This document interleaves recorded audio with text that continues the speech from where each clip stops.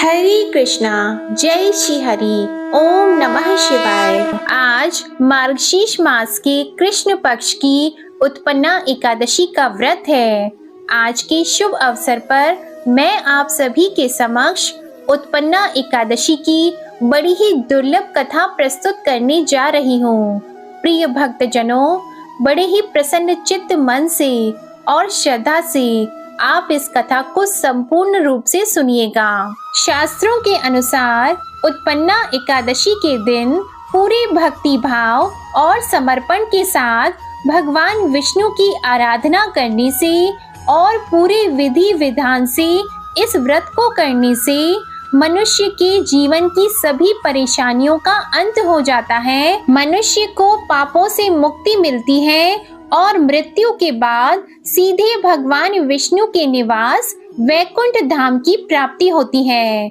ऐसा कहा जाता है कि उत्पन्ना एकादशी का व्रत 1000 गायों के दान से भी बढ़कर है। मार्गशीर्ष मास के कृष्ण पक्ष की उत्पन्ना एकादशी को भगवान विष्णु के शरीर से एक तेजस्विनी कन्या के रूप में महादेवी एकादशी का प्रादुर्भाव हुआ था। यही कारण है कि मार्गशीर्ष मास के कृष्ण पक्ष की इस एकादशी को उत्पन्ना एकादशी कहा जाता है। तो आइए श्री हरि विष्णु भगवान जी और माता लक्ष्मी जी को प्रणाम करते हुए आज के शुभ अवसर पर शुभारंभ करते हैं आज की पहली कथा से। नैमिषारण्य तीर्थ में पुराण कथाओं को सुनने और धर्म के मर्म को जानने के इच्छुक 88,000 ऋषि मुनियों से सूत जी ने कहा, हे ऋषियों, एकादशी व्रत का वृतांत और उत्पत्ति प्राचीन काल में भगवान कृष्ण ने अपने परम भक्त युधिष्ठिर से कही थी, वही मैं तुमसे कहता हूँ। एक समय युधिष्ठिर ने भगवान श्री कृष्ण से पूछा कि एकादशी व्रत किस विधि से किया जाता है और उसका क्या फल प्राप्त होता है। उपवास के दिन जो क्रिया की जाती है आप कृपा करके मुझसे कहिए। यह वचन सुनकर श्री कृष्ण कहने लगे, हे युधिष्ठिर, मैं तुमसे एकादशी के व्रत का महात्म्य कहता हूँ, सुनो। सर्वप्रथम हेमंत ऋतु में मार्गशीर्ष कृष्ण एकादशी से इस व्रत को प्रारंभ किया जाता है। दशमी को सायंकाल भोजन के बाद अच्छी प्रकार से दातून करें ताकि अन्न का अंश मुंह में न रह जाए। रात्रि को भोजन कदापि न करें और न ही अधिक बोलें। एकादशी के दिन प्रातः ब्रह्म मुहूर्त में उठकर सबसे पहले व्रत का संकल्प करें। इसके बाद शौच आदि से निवृत्त होकर शुद्ध जल से स्नान करें। स्नान के बाद धूप दीप नैवेद्य आदि 16 चीजों से भगवान का पूजन करें और रात्रि को दीप दान करें। रात्रि में सोना और प्रसंग नहीं करें और सारी रात्रि भजन कीर्तन आदि करना चाहिए। जो कुछ पहले जाने अनजाने में पाप हो गए हों उनकी क्षमा मांगनी चाहिए। जो मनुष्य इस विधि के अनुसार एकादशी का व्रत करते हैं उन्हें शंख उद्धार तीर्थ में स्नान करके भगवान के दर्शन करने से जो फल प्राप्त होता है वह एकादशी व्रत के 16वें भाग के भी समान नहीं है। भगवान श्री कृष्ण के मुख से यह सब बातें सुनकर धर्मराज युधिष्ठिर हाथ जोड़कर बोले, हे भगवान, आप हजारों यज्ञ तथा लाख गौ दान से भी एकादशी के व्रत का महात्म्य बड़ा बताते हैं। सो प्रभु, यह बताने की कृपा करें कि यह तिथि सब तिथियों से उत्तम क्यों मानी जाती है। इसको जानने की मेरी बड़ी अभिलाषा है। युधिष्ठिर की बात को सुनकर भगवान श्री कृष्ण बोले, हे युधिष्ठिर, सत्य युग में मुर नामक एक भयंकर दैत्य था। वह बड़ा बलशाली और भयानक था। उस भयानक और प्रचंड शक्तिशाली दैत्य ने इंद्र, आदित्य, वसु, वायु, अग्नि आदि समस्त देवताओं को पराजित करके स्वर्ग से भगा दिया। तब इंद्र सहित सब देवताओं ने भयभीत होकर भगवान उमापति भोले शंकर को अपने दुखों का कारण और उस भयानक दैत्य का वृतांत सुनाया। देवता हाथ जोड़कर बोले, हे कैलाशवासी अविनाशी, मूर दैत्य के भय से भयभीत होकर समस्त देवी देवता बेचैन हुए मृत्यु लोक में मारे मारे फिर रहे हैं। समस्त सुर समाज को बेचैन देखकर और उनकी अनन्य विनय सुनकर भगवान भोले भंडारी बोले, हे देवताओं, तीनों लोकों के स्वामी और भक्तों के समस्त दुखों का विनाश करने वाले भगवान विष्णु की शरण में जाओ। वे ही तुम्हारे इस महान कष्ट का निवारण करेंगे।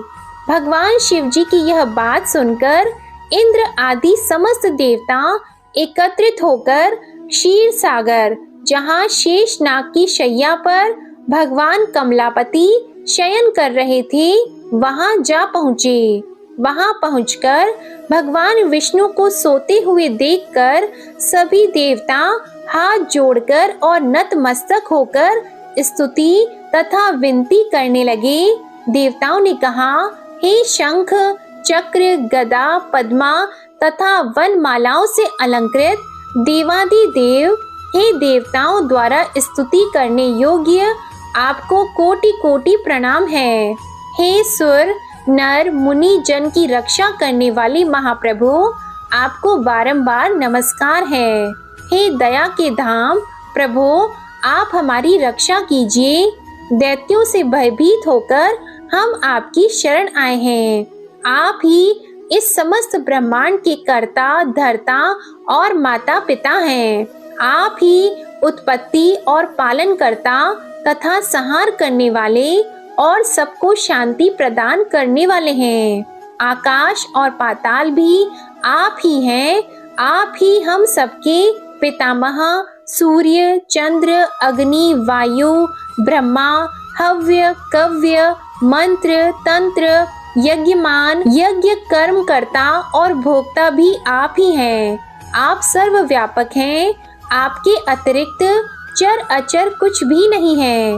हे महाप्रभु, दैत्य मूर ने हमें पराजित करके स्वर्ग से भगा दिया। हम सब देवता इधर उधर मारे मारे फिर रहे हैं। सो हे मधुसूदन, आप उन दैत्यों से हम सबकी रक्षा कीजिए, रक्षा कीजिए। देवताओं की यह विनती सुनकर भगवान कमलापति बोले, हे सुरों, ऐसा मायावी दैत्य कौन है? उसमें ऐसा कितना बल है? वह किसके आश्रय है तथा वह कहाँ रहता है? यह सब मुझसे कहो।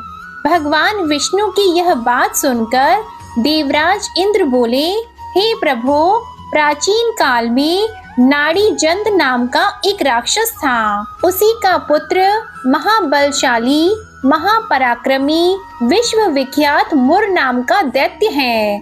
वह चंद्रावती नामक नगरी में रहता है। उस महाअसुर ने समस्त देवताओं को स्वर्ग से निकाल के अपना अधिकार कर लिया है। वह स्वयं इंद्र अग्नि वरुण कुबेर यम आदि सबके स्थान पर अपना आधिपत्य जमाकर और स्वयं सूर्य बनकर प्रकाश करता है। हे असुर निकंदन, उस दैत्य का संहार करके हम सब देवताओं की रक्षा कीजिए। हम सब आपकी शरण हैं। इंद्र के ये वचन सुनकर भगवान कमलापति बोले, हे देवताओं, तुम घबराओ मत, मैं शीघ्र ही तुम्हारे शत्रु का संहार करूंगा। तुम सब अब चंद्रावती नगर को चलो। समस्त देवताओं सहित भगवान विष्णु भी चंद्रावती नगर को चल दिए। उस समय दैत्यराज मुर दैत्य सेना सहित युद्ध भूमि में बड़े अभिमान से गरज रहा था। उस महादैत्य की घोर गर्जना को सुनकर सब देवता भयभीत होकर चारों दिशाओं में भाग खड़े हुए। यह देखकर स्वयं भगवान विष्णु रणभूमि में पहुंच गए। भगवान कमलापति को रणभूमि में देखकर दैत्य दल ने नाना प्रकार के अस्त्र शस्त्रों से भगवान विष्णु पर प्रहार किया। भगवान ने यह देखकर अपने तीखे बाण छोड़े, जो नागों की तरह से लहराते हुए जाकर दैत्यों के अंगों को बींधने लगे। सभी दैत्य उनके हाथों से मारे गए केवल दैत्यराज मुर ही जीवित बचा था। दैत्यराज मुर अविचल भाव से भगवान के साथ युद्ध करता रहा। यह देखकर सुर समाज अत्यंत बेचैन होने लगा। भगवान जो भी तीक्ष्ण बाण उसके शरीर में मारते वे उसके अंगों में पुष्पों के समान लगते थे। शस्त्रों से उस महादैत्य का शरीर छिन्न भिन्न हो गया, परंतु वह फिर भी युद्ध करता रहा। इसके बाद भगवान और दैत्य का मल्ल युद्ध होने लगा। इस प्रकार 10,000 वर्ष तक दोनों का युद्ध हुआ, परंतु वह महाबली दैत्य फिर भी पराजित नहीं हुआ। तब भगवान उस मुर दैत्य से लड़ते लड़ते थक गए और बद्रिकाश्रम को चले गए। वहां पर हेमवती नाम की एक सुंदर गुफा थी। विष्णु भगवान उस गुफा में विश्राम करने लगे। वह गुफा 12 योजन लंबी और उसका एक ही द्वार था। दैत्यराज मुर भी भगवान का पीछा करते हुए उस गुफा में पहुंच गया। वह दैत्य भगवान विष्णु को सोया देखकर उन्हें मारने के लिए उद्यत हुआ। वह अभी मारने का प्रयत्न कर ही रहा था कि उसी क्षण विष्णु भगवान के शरीर से एक अति तेजस्वी तथा अत्यंत प्रभावशाली कन्या अस्त्र शस्त्र धारण किए हुए उत्पन्न हुई। उस कन्या के बल पराक्रम को देखकर आश्चर्यचकित हुआ मुर उसके साथ युद्ध करने लगा। उस कन्या के युद्ध कौशल, पराक्रम तथा वीरता को देखकर दैत्य ने विचार किया कि इस कन्या को इतना भयानक युद्ध करना किसने सिखाया है। यह तो बड़ा भयंकर युद्ध करती है। वह अभी विचार कर ही रहा था कि उस प्रभावशाली देवी ने एक ऐसा बाण मारा कि दैत्यराज का रथ टूटकर चूर-चूर हो गया। देवी ने उसके अस्त्र शस्त्रों को काटकर टुकड़े टुकड़े कर दिए। अब वह भयानक दैत्यराज मुर मल्ल युद्ध करने लगा, परंतु देवी ने धक्का मारकर उसे मूर्छित कर दिया। जब वह दैत्य मूर्छा से जागा तो उस कन्या ने उसका सिर काट डाला। इस प्रकार वह दैत्य तो पृथ्वी पर गिरकर मृत्यु को प्राप्त हुआ और बाकी दैत्य भयभीत होकर पाताल लोक को भाग गए। जब भगवान विष्णु की निद्रा टूटी तो उन्होंने मुर दैत्य के कटे हुए सिर तथा दोनों हाथ जोड़कर खड़ी हुई एक कन्या को देखा। भगवान उस कन्या से पूछने लगे, हे देवी, जिस दैत्य के भय से इंद्र आदि सब देवता भयभीत होकर स्वर्ग को छोड़कर भाग गए थे, उसको किसने मारा है? वह कन्या कहने लगी, भगवान, जब आप निद्रा में थे तब यह दैत्य आपको मारने के लिए उद्यत हुआ था। उस समय आपके शरीर से उत्पन्न होकर मैंने इस दैत्य का वध किया है। यह सुनकर भगवान बोले, हे देवी, तुमने इस दैत्य को मारकर देवताओं का महान उपकार किया है, अतः तुम इच्छा अनुसार वर मांगो। तब वह देवी बोली, भगवान, यदि आप मुझे वरदान देना ही चाहते हैं तो यह दीजिए कि जो मेरा व्रत करे उसके सब पाप नष्ट हो जाएं और वह अंत में मोक्ष को प्राप्त हो। रात्रि को भोजन करने वाले को आधा फल और एक बार भोजन करे उसको भी आधा फल प्राप्त हो। जो मनुष्य भक्ति पूर्वक मेरे व्रत को करे वह निश्चय ही आपके लोक को प्राप्त हो। जो कोई मेरे व्रत में एक बार भी भोजन न करे उसको धर्म, धन और मुक्ति प्राप्त हो। भगवान ने कहा, हे कल्याणी, ऐसा ही होगा। मेरे और तुम्हारे भक्त एक ही होंगे और वे जीवन में सभी सुखों को प्राप्त करेंगे तथा अंत में मेरे लोक को प्राप्त होंगे। क्योंकि तुम एकादशी को उत्पन्न हुई हो, अतः तुम्हारा नाम एकादशी होगा। तुम मुझे सब तिथियों से प्रिय हो, इस कारण तुम्हारे व्रत का फल सभी तीर्थों से अधिक फलदायी होगा। भगवान के ऐसे उत्तम वचनों को सुनकर वह देवी अत्यंत प्रसन्न हुई। भगवान कृष्ण ने आगे कहा, हे युधिष्ठिर, सब व्रतों में एकादशी व्रत का फल सर्वश्रेष्ठ है।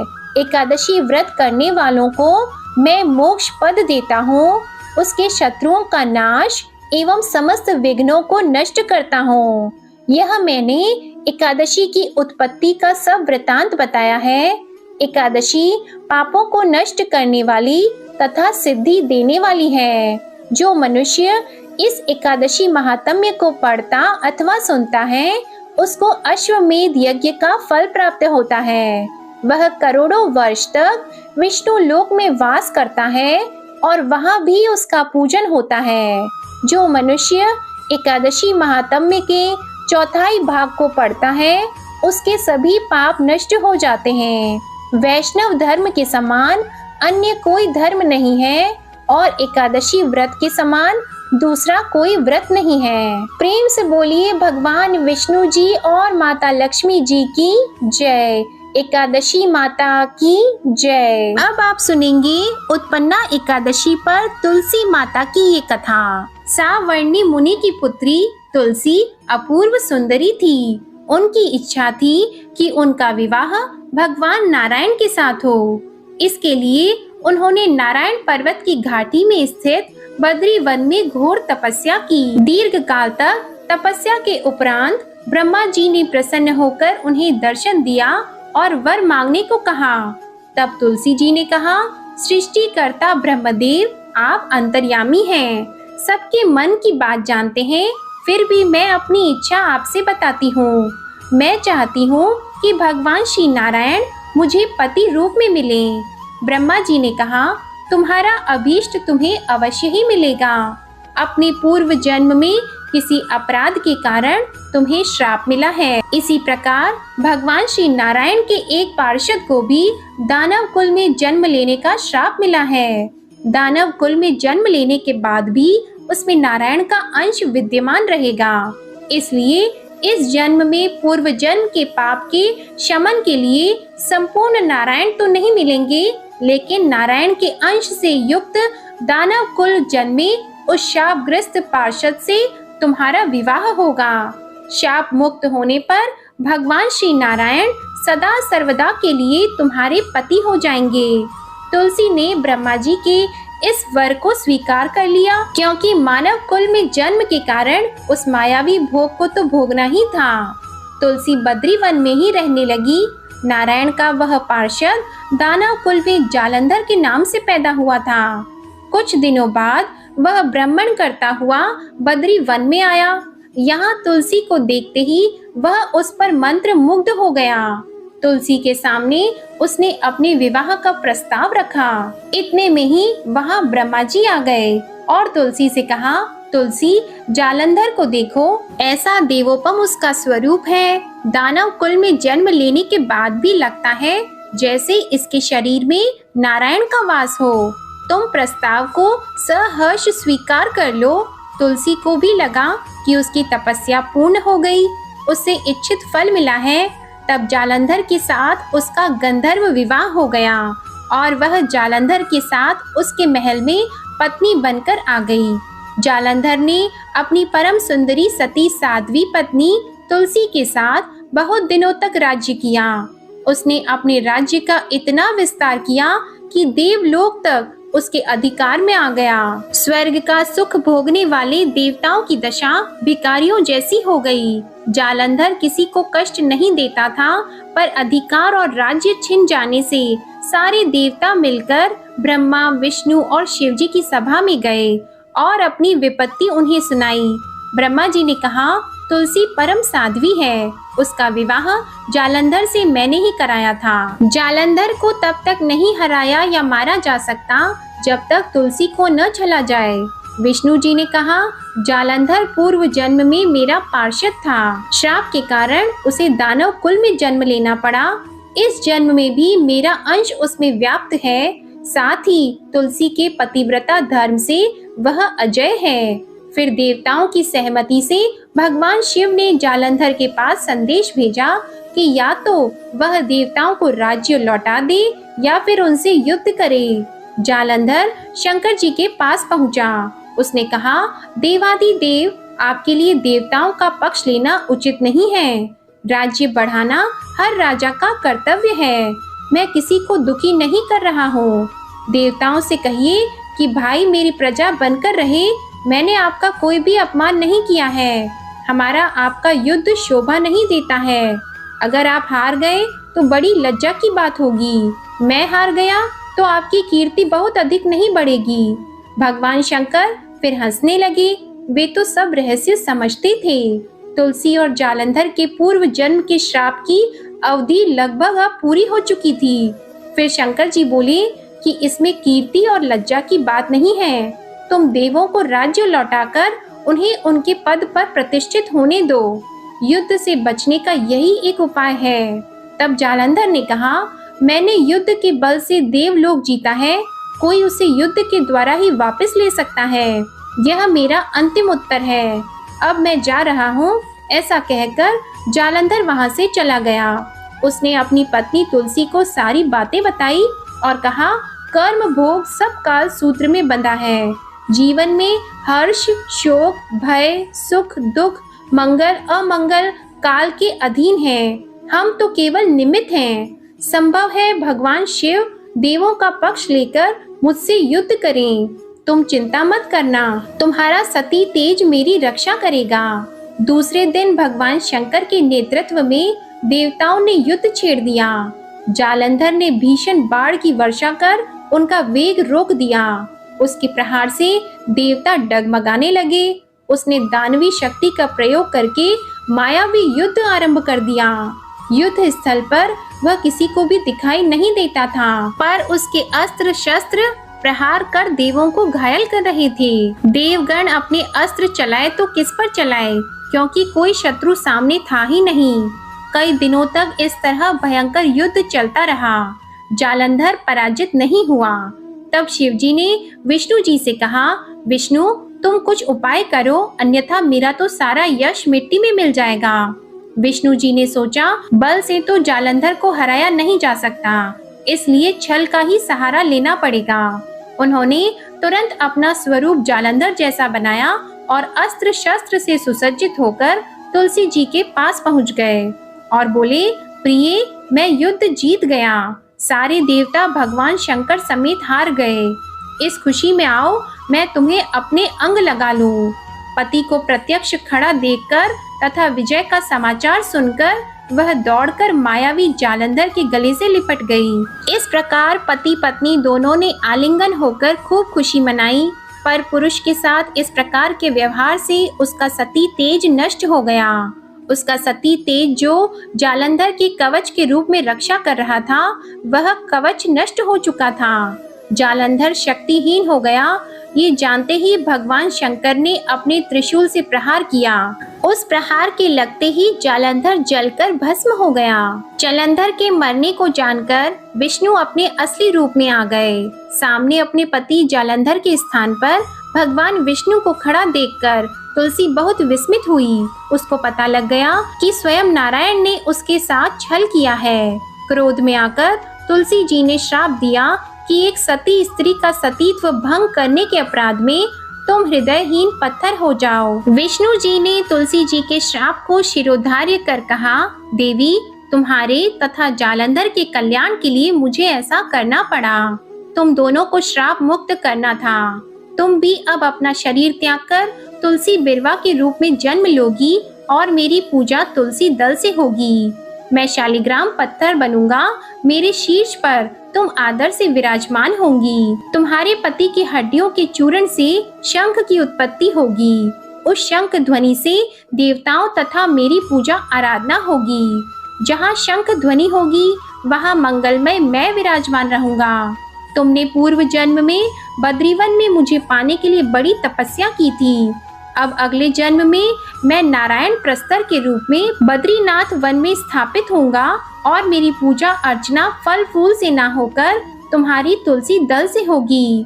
मेरे शीश पर विराजमान होकर तो मुझसे भी ऊंचा पद प्राप्त करोगी। बोलिए श्री लक्ष्मी नारायण भगवान की जय। बोलिए श्री तुलसी जी शालिग्राम जी की जय। जय जय श्री राधे कृष्णा। अब आप सुनिए एकादशी माता की आरती। ओम जय एकादशी माता, मैया जय एकादशी माता। विष्णु पूजा व्रत को धारण कर, विष्णु पूजा व्रत को धारण कर, शक्ति मुक्ति पाता। ओम जय एकादशी माता।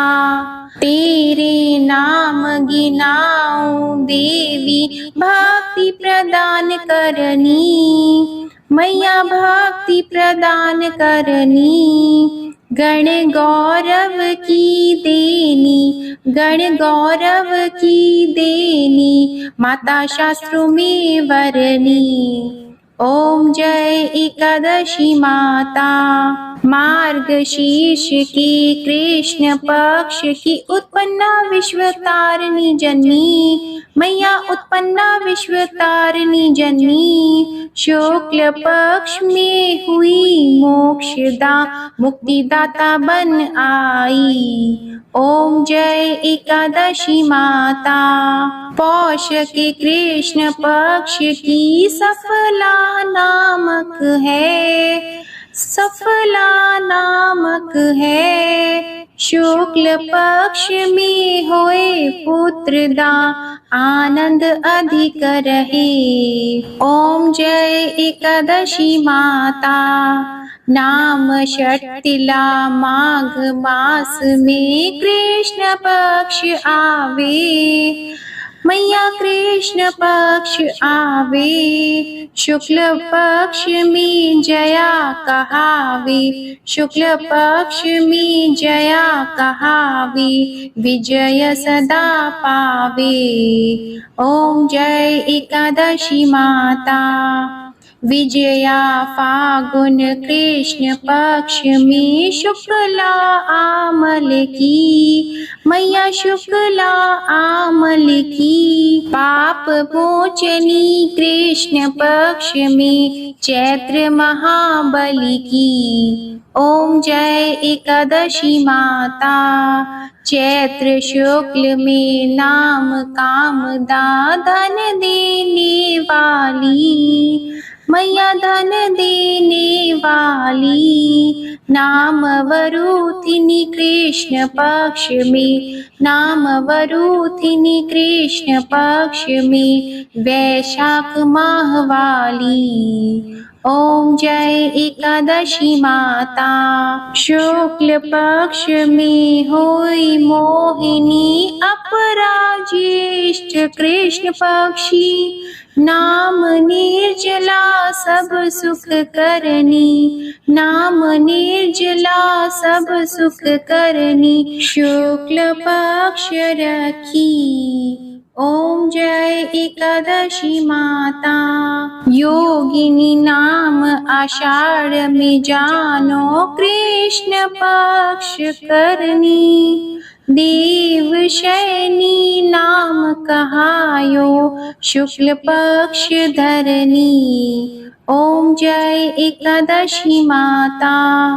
कामिका श्रावण मास में आवे, कृष्ण पक्ष कहिए। श्रावण शुक्ला होए पवित्रा, आनंद से रहिए। ओम जय एकादशी माता। अजा भाद्रपद कृष्ण पक्ष की परिवर्तिनी शुक्ला, इंद्रा आश्विन कृष्ण पक्ष में, इंद्र आश्विन कृष्ण पक्ष में, व्रत से भवसागर निकला।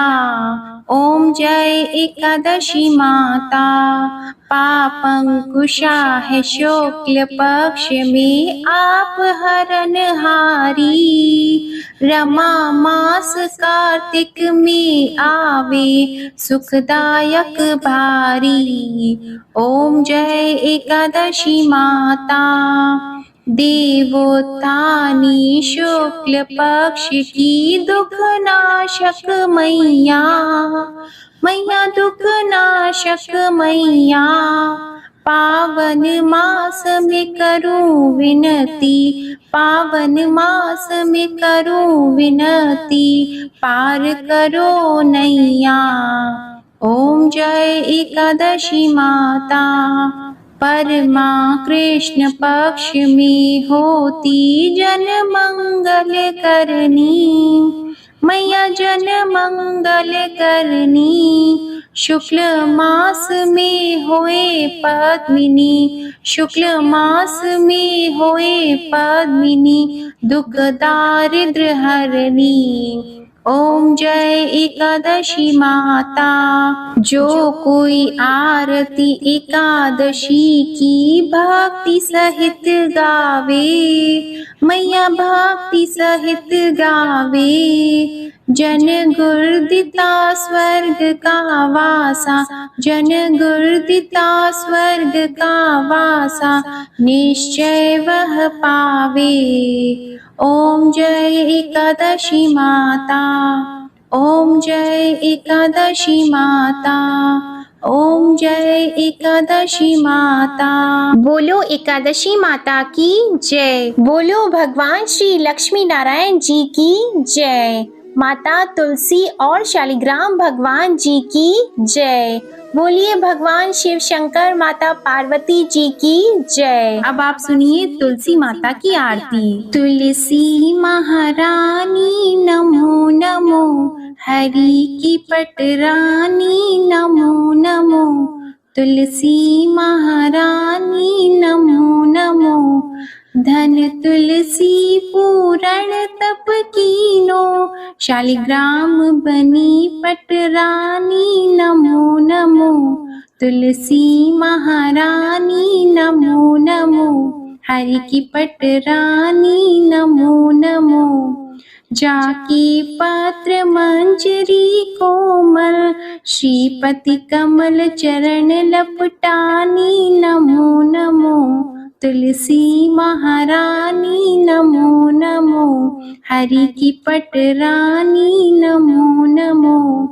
कौन से महीने बोई रानी तुलसा, कौन से महीने हुई हरियाली नमो नमो, कौन से महीने हुई तेरी पूजा, कौन से महीने हुई पटरानी नमो नमो, तुलसी महारानी नमो नमो, हरि की पटरानी नमो नमो। आषाढ़ मास में बोई रानी तुलसा, सावन मास में हुई हरियाली नमो नमो, तुलसी महारानी नमो नमो। कार्तिक मास में हुई तेरी पूजा, मंगसिर मास में हुई पटरानी नमो नमो, तुलसी महारानी नमो नमो। धूप दीप नैवेद्य आरती, पुष्पन की वर्षा बरसानी नमो नमो, तुलसी महारानी नमो नमो। 56 भोग 3600 व्यंजन, बिन तुलसा हरि एक न मानी नमो नमो, तुलसी महारानी नमो नमो। जो तुलसी को सवेरे गाए, श्री कृष्ण के दर्शन पाए नमो नमो, तुलसी महारानी नमो नमो।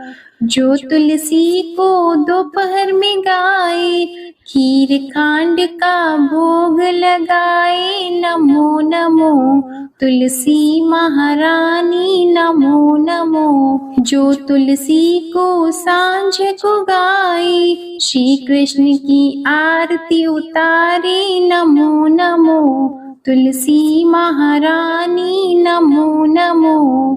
जो तुलसी को रात को गाए, श्री कृष्ण के चरण दबाए नमो नमो, तुलसी महारानी नमो नमो। सभी सखी मैया तिरु यश गावे, भक्ति दान दीजिए महारानी नमो नमो, तुलसी महारानी नमो नमो, तुलसी महारानी नमो नमो, हरि की पटरानी नमो नमो।